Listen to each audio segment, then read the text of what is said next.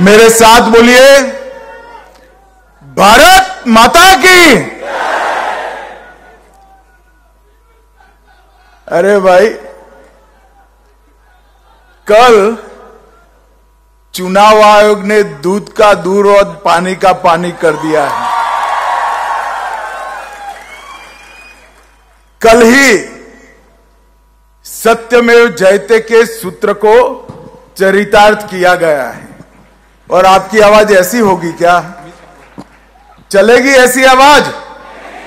मेरे साथ दोनों हाथ उठाइए और महाराष्ट्र की सभी लोकसभा जीतने के संकल्प की मुट्ठी बींचे सभी लोग, और प्रचंड आवाज से बोलिए, भारत माता की, भारत माता की, भारत माता की।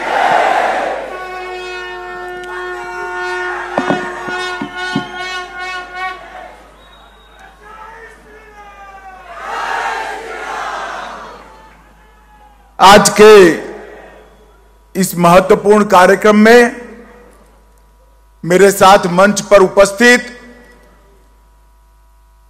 भाजपा शिवसेना युति के मुख्यमंत्री श्रीमान एकनाथ शिंदे जी, महाराष्ट्र के उप मुख्यमंत्री और हम सबके नेता श्रीमान देवेंद्र फडणवीस जी, प्रदेश भाजपा के अध्यक्ष श्री चंद्रशेखर बावनकुळे जी, महाराष्ट्र के उच्च शिक्षा और तकनीकी शिक्षा के मंत्री, पूर्व प्रदेश अध्यक्ष, पुणे के ही विधायक श्रीमान चंद्रकांत दादा पाटिल जी,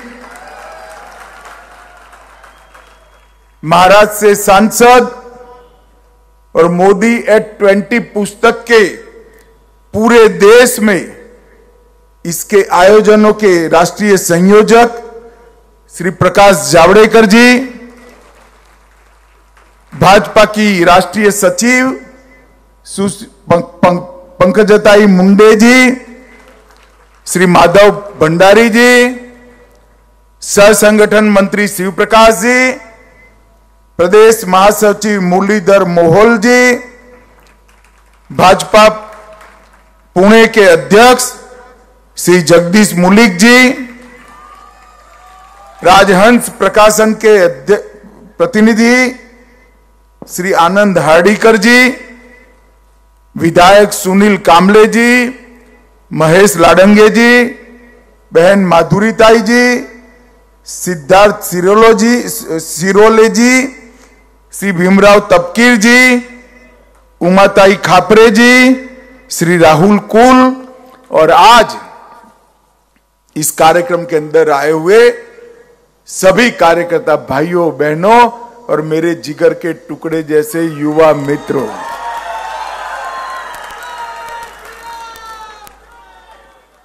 आज प्रकाश जी, आमतौर पर मोदी एट 20 का किसी भी भाषा में लोकार्पण होता है तो कार्यक्रम को समाज जीवन के बुद्धिजीवियों के बीच में रखते हैं, परंतु आज मराठी भाषांतर के लोकार्पण के कार्यक्रम में प्रकाश जी ने कार्यकर्ता भाइयों बहनों को बुलाया है। इसके पीछे जरूर कुछ सोचा होगा। मोदी जी की पुस्तक का विमोचन, ये पुस्तक का भारत की हर भाषा में अनुवाद, ये अनुवाद का हर राज्य में विमोचन, ये बहुत लंबी और बहुत पेनफुल प्रक्रिया को श्री जावड़ेकर जी देख रहे हैं। आज मोदी एट 20 इस पुस्तक का मराठी भाषा में रूपांतरण आज अभी हम सब मंचासीन लोगों के हाथों से हुआ है। मैं समग्र महाराष्ट्र के लोगों को एक अपील करना चाहता हूं कि इस देश के लोकतंत्र को सफल कैसे बनाया जा सकता है, सफल कैसे बनाया गया है, इसकी अगर कहानी सुननी है, इसकी अगर कहानी पढ़नी है, तो मोदी एट 20 को जरूर पढ़िए। इसी में से ये सारी चीजें आपके ध्यान पर आएगी। इस देश ने ऐसे तो 75 साल में 17 लोकसभा चुनाव हुए, 22 सरकारें बनी और 15 प्रधानमंत्री देखे हैं। पुस्तक बनना भी कोई नई बात नहीं है। प्रधानमंत्री के सम्मान में जनता का एकत्रित होना भी बड़ी बात नहीं है। परंतु मोदी एट 20, मोदी एट 20 ये मोदी जी के जीवन पर लिखी हुई पुस्तक नहीं है। मोदी एट 20 मोदी जी का महिमा मंडन करने के लिए बनाई गई पुस्तक, बनाए गए लेखों का संकलन नहीं है। मोदी एट 20 भारतीय जनता पार्टी के यशोगान का आलेखों का संकलन नहीं है। मोदी एट 20 भारत की समस्याओं का निराकरण और भारत के भविष्य की उज्जवल आशाओं का रेखांकन है।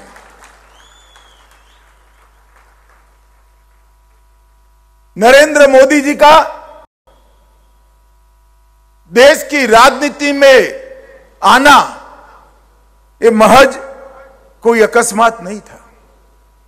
अगर मोदी जी के 20 साल मुख्यमंत्री और प्रधानमंत्री पद के समझने हैं, तो उसके पहले के 30 साल तक की हुई तपस्या के अंदर झांकना पड़ेगा, उसको समझना पड़ेगा, तब जाकर सफल 20 साल को आप समझ पाएंगे।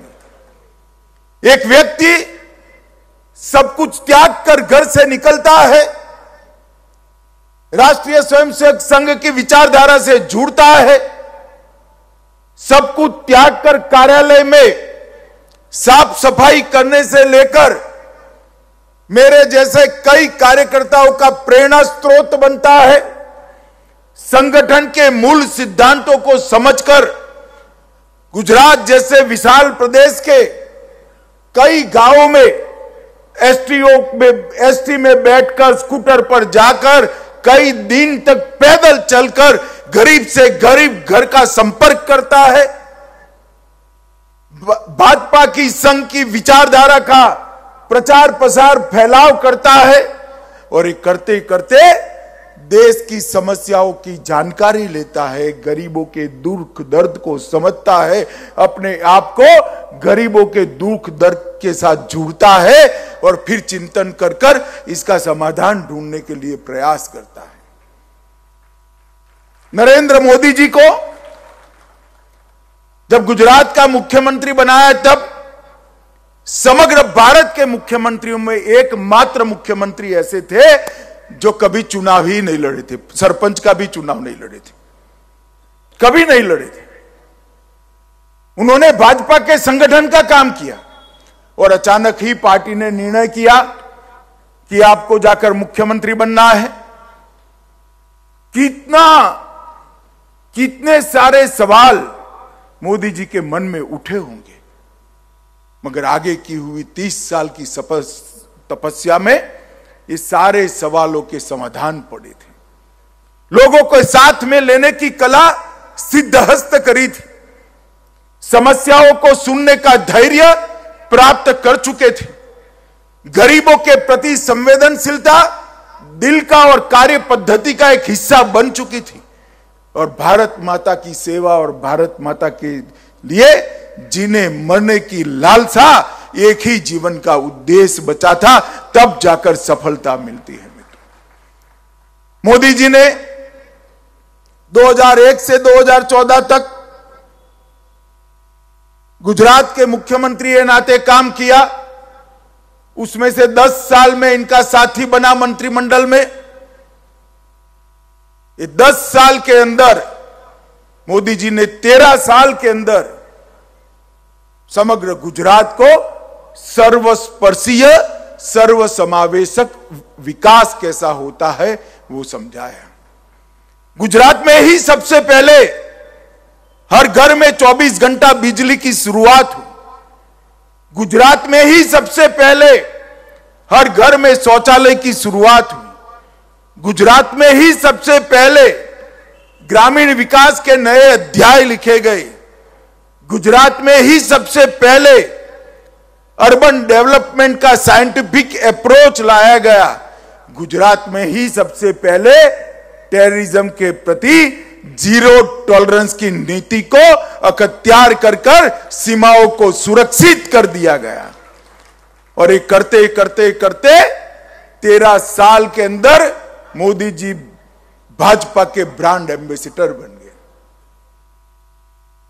और जब ये तय हुआ कि उनके नेतृत्व में भारतीय जनता पार्टी 2014 का चुनाव लड़ेगी, तब समग्र देश के अंदर, मैं तो उत्तर प्रदेश में काम करता था, समग्र देश पर यूपी के कोने कोने में एक आनंद की लहर।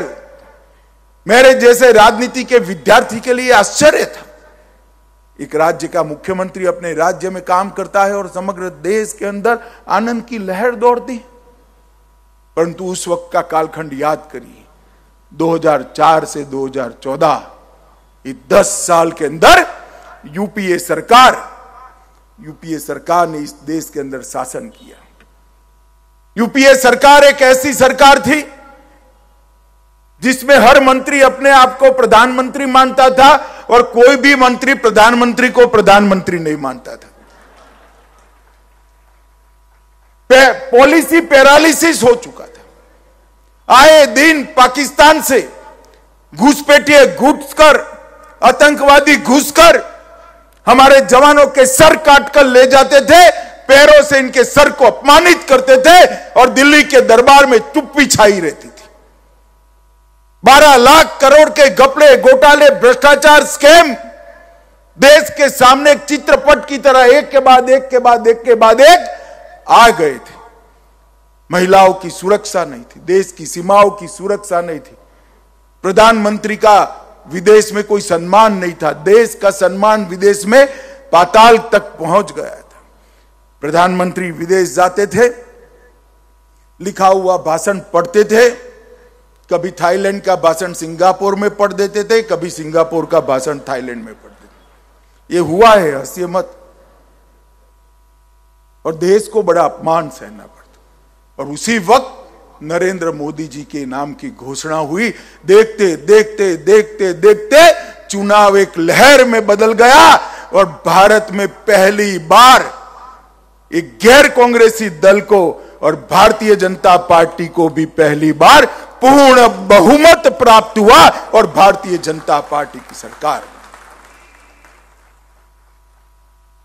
और ये 2014 से 2022 एक कालखंड के अंदर भारत ने एक परिवर्तन देखा है।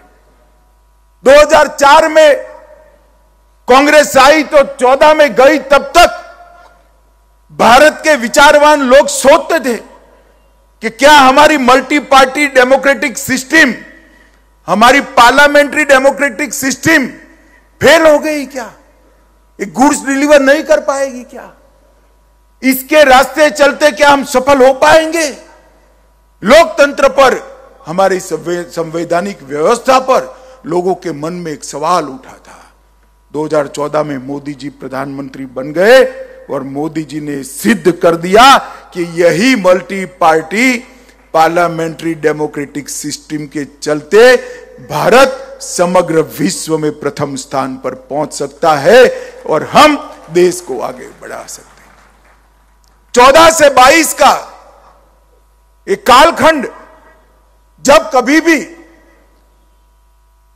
भारत के चुनी हुई सरकारों का इतिहास लिखा जाएगा, सुवर्णमयी अक्षरों से लिखा जाएगा। क्योंकि अब तक 70 साल तक देश के 70 करोड़ लोग ऐसे थे जिनको लगता था आजादी के बाद मेरा हिस्सा कहां गया, दारुण गरीबी में जीते थे।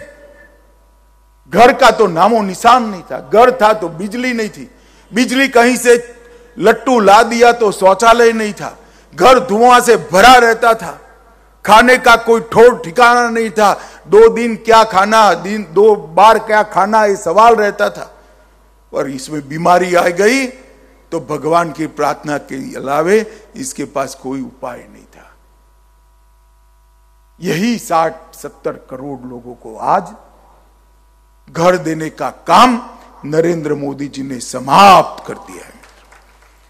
हर घर में गैस का चूल्हा पहुंचाकर घर को धुआं मुक्त बनाने का काम मोदी जी ने कर दिया है। 10 करोड़ से ज्यादा गरीब घरों में शौचालय पहुंचाकर मां बेटियों के सम्मान की रक्षा करने का काम देश के पंतप्रधान नरेंद्र मोदी जी ने किया। घर के अंदर दोनों टाइम आराम से आप खाना खा सको, प्रति व्यक्ति 5 किलो अनाज फ्री ऑफ कॉस्ट हर महीने देने की व्यवस्था ये भारतीय जनता पार्टी की सरकार ने की है, नरेंद्र मोदी जी ने की है। 5 लाख तक का सारा स्वास्थ्य का खर्चा नरेंद्र मोदी सरकार आज अपने पेमेंट से कर रही है। 5 लाख तक कोई गरीब को स्वास्थ्य का 1 रुपये का बिल का पेमेंट करने की जरूरत नहीं है, उसको मुक्त कर दिया। अपने बूढ़े बाप की वो सेवा कर सकता है, गरीब मां अपने छोटे बच्चे का इलाज करा सकती है, और मैं और आप कराए ऐसा ही अच्छा इलाज कर सकते हैं। ये सारी सुविधाएं 80 करोड़ लोगों तक पहुंचाई। जिनको दीनदयाल जी ने अंत्योदय का नाम दिया था, उसी अंत्योदय ने मोदी जी को गरीब कल्याण के नाम से देश के 60 करोड़ गरीबों तक पहुंचाकर भारतीय जनता पार्टी की सरकार कैसी होती है ये बता दिया।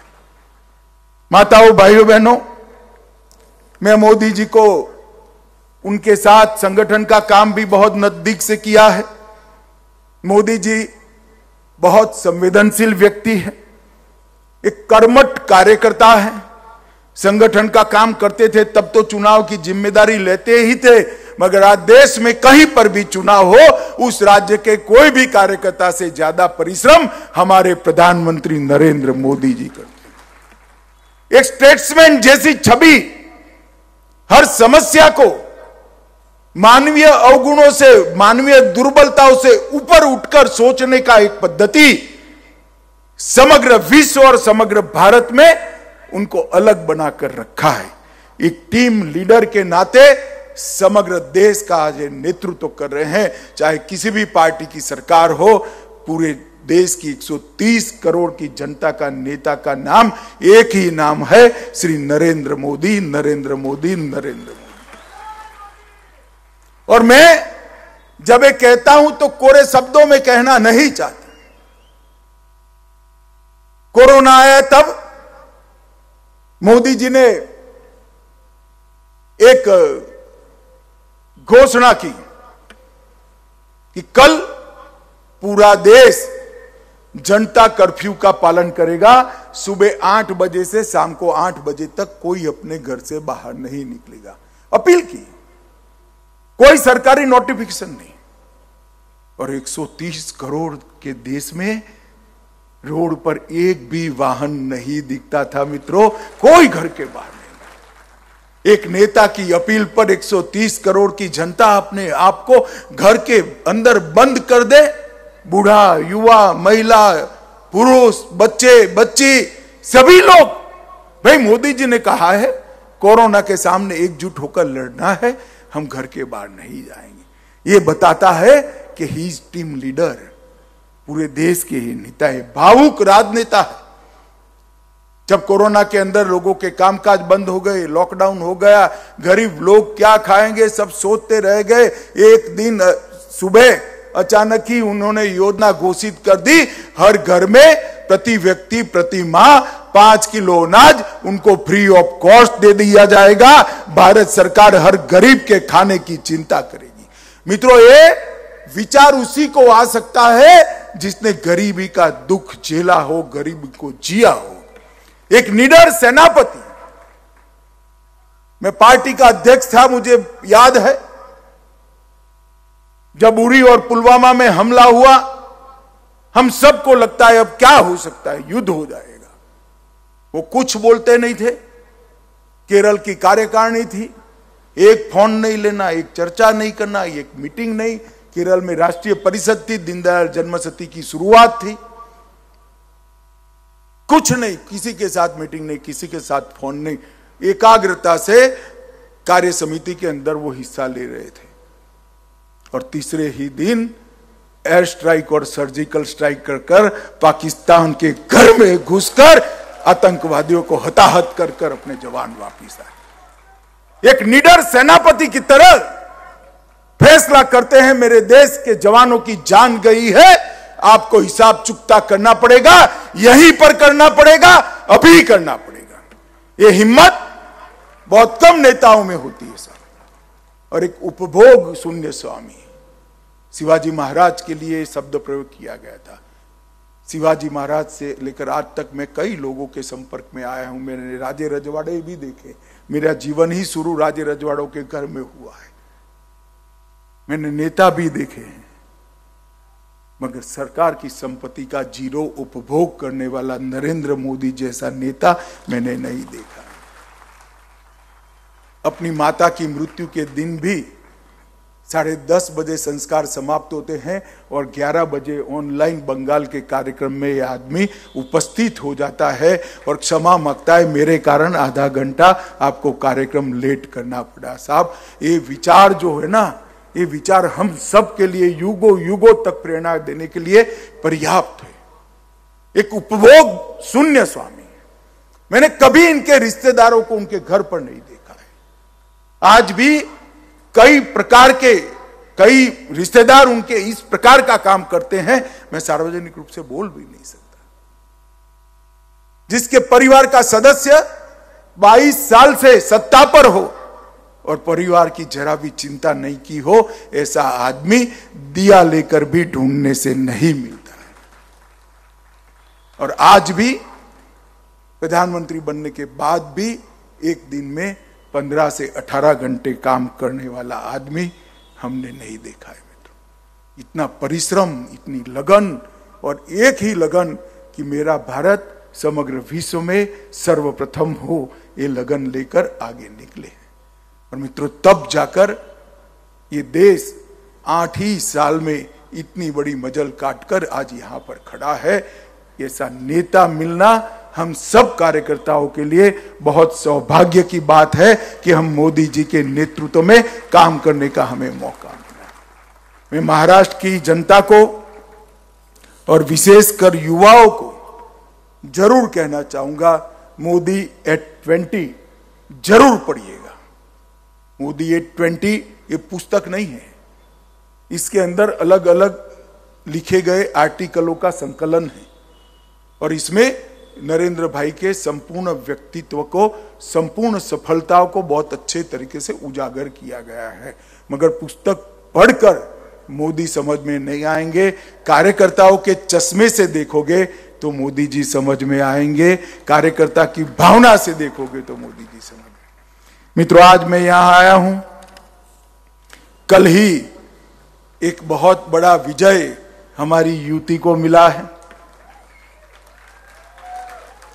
शिंदे साहब की शिवसेना को असली शिवसेना और धनुष बाण दोनों मिल गए। एक बार ताली बजाकर इनका स्वागत करिए।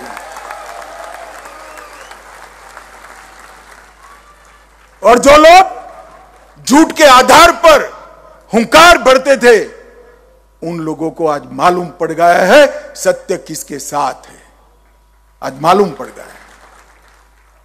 गत चुनाव में मैं पार्टी का अध्यक्ष था, चुनाव मिलकर लड़े, अपनी फोटो से बड़ी फोटो मोदी जी की लगाई, देवेंद्र जी को नेता मानकर चुनाव लड़े और फिर मुख्यमंत्री बनने के लिए विरोधी विचारधारा के तलवे चाटने लगे।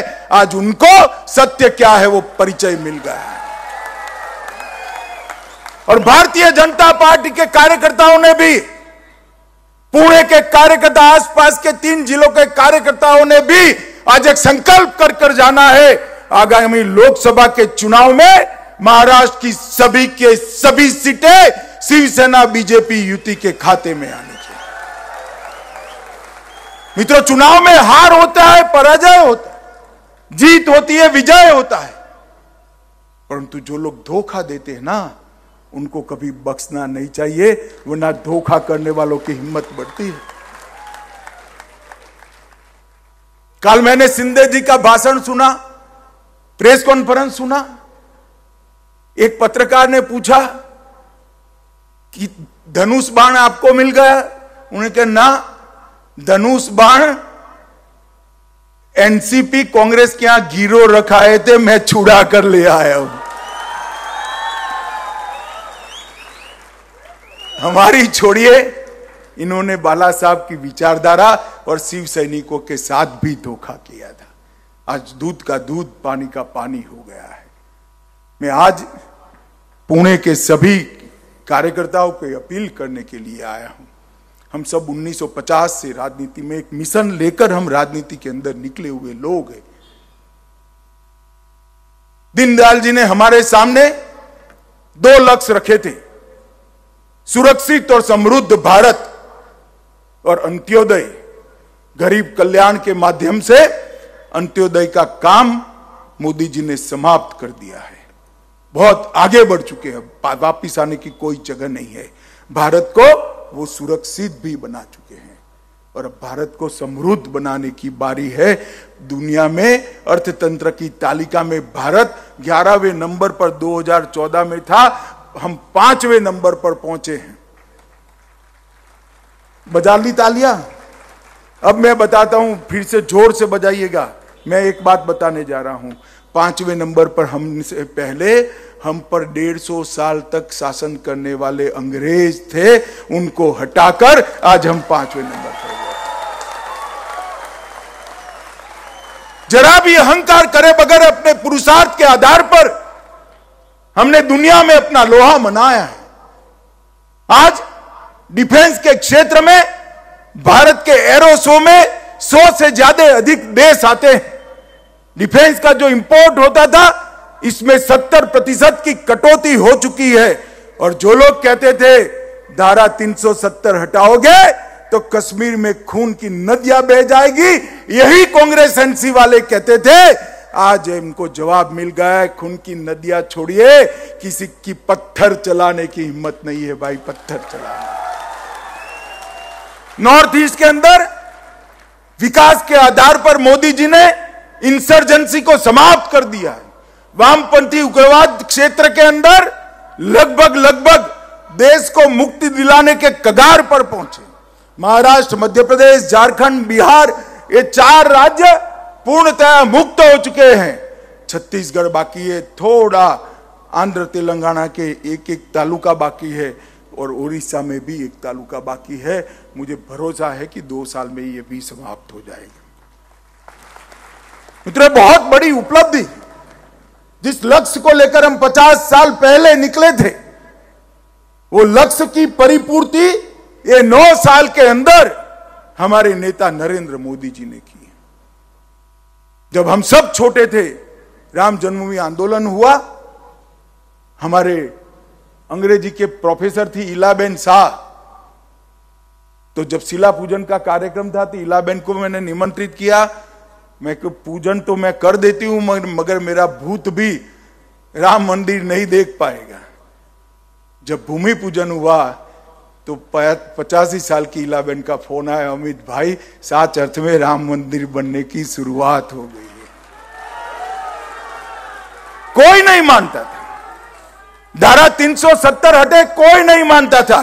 ट्रिपल तलाक समाप्त हो, कोई नहीं मानता था। सीए इस देश में आए, कोई नहीं मानता था। इस देश के अंदर भाजपा की सरकार है, कॉमन सिविल कोड बनाने की दिशा में आगे जाए, कोई नहीं मानता था। सारे हमारे वैचारिक आधार को पूर्ण करने का काम नरेंद्र मोदी जी ने किया है, भारतीय जनता पार्टी ने किया है। मगर अभी भी मिशन अधूरा है। मैं पार्टी के राष्ट्रीय कार्यकारिणी में उड़ीसा में भुवनेश्वर में मैंने कहा था कि 5-10 साल में भारत को महान बनने की प्रक्रिया नहीं होती। 30 साल तक पंचायत से लेकर पार्लियामेंट तक भारतीय जनता पार्टी आती है, तभी भारत माता को विश्व गुरु के स्थान पर हम बैठा हुआ देख सकते हैं। मित्रों, हमारे सामने एक लक्ष्य है, इस देश को हर क्षेत्र के अंदर सर्वप्रथम करना, दुनिया में सर्वप्रथम करना। वो लक्ष्य की परिपूर्ति के लिए हम राजनीति में आए हैं। किसी की तरह सत्ता प्राप्त करने के लिए पिताजी के सिद्धांतों, पार्टी के सिद्धांतों और पार्टी के कार्यकर्ता को धोखा देकर मुख्यमंत्री बनने के लिए हम नहीं आए। हम भारत माता को परम वैभव पर ले जाने के लक्ष्य के लिए आए हैं। और मैं बताता हूं आपको, 2024 का चुनाव भारतीय जनता पार्टी ने बड़ी शिद्दत के साथ, अच्छी रणनीति के साथ और परिश्रम की पराकाष्ठा के साथ लड़ना है। आज 3 जिले के कार्यकर्ता यहां है, सभी संकल्पवान होकर जाए कि महाराष्ट्र की एक भी सीट किसी के भी अकाउंट में नहीं जाएगी। सभी के सभी सीटें भारतीय जनता पार्टी और शिवसेना का गठबंधन जीतेगा। अगर हमें संकल्प करते हैं और संकल्प की सिद्धि के लिए कठोर परिश्रम के लिए प्रतिज्ञित होते हैं, तो मैं आपको बताता हूं, मोदी जी का करिश्माई नेतृत्व ऐसा है जिसने 2 बार हमें पूर्ण बहुमत दिया, 1 बार 2/3 बहुमत दिया। मोदी जी के नेतृत्व में तीसरी भी बार भी पूर्ण बहुमत की 2/3 बहुमत की सरकार बन सकती है। हमने इस दिशा में आगे बढ़ना है। आज चुनाव कैसे लड़ना, क्या लड़ना, ये कहने का समय नहीं है, मगर हम सब कार्यकर्ता एकजुट हो जाए, एक दिशा में चले, एक लक्ष्य लेकर चले और मोदी जी के नेतृत्व में भारत को परम वैभव के लक्ष्य की दिशा में ले जाने के लिए चले। तो मुझे विश्वास है मित्रों, हमारे जीते जी भारत माता को हम विश्व गुरु के स्थान पर बैठा हुआ देख पाएंगे और हमारे पुरखों ने सालों से जो सपना संजोया था उसको सफल होते हुए देखेंगे। शहीद भगत सिंह, खुदीराम बोस, तात्या टोपे और लक्ष्मी रानी ने जो स्वप्न देखा था वो स्वप्न को हम सिद्ध कर पाएंगे मित्रों। और भारतीय जनता पार्टी का यही मिशन है। एकनाथ शिंदे जी और देवेंद्र जी दोनों मिलकर एक करप्ट सरकार की जगह लोकाभिमुख सरकार देने का काम किए हैं। ये दोनों के नेतृत्व में महाराष्ट्र में चुनाव लड़ना है, मोदी जी के नेतृत्व में देश में चुनाव लड़ना है और हमें विजय प्राप्त करनी है। मुझे बताइए, आप लोग चुनाव के विजय तक कठोर परिश्रम करने के लिए तैयार है क्या?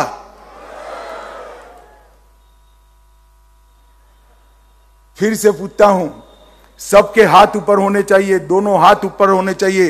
तैयार है क्या? महाराष्ट्र की सभी सीटें हमारी युति जीतेगी क्या?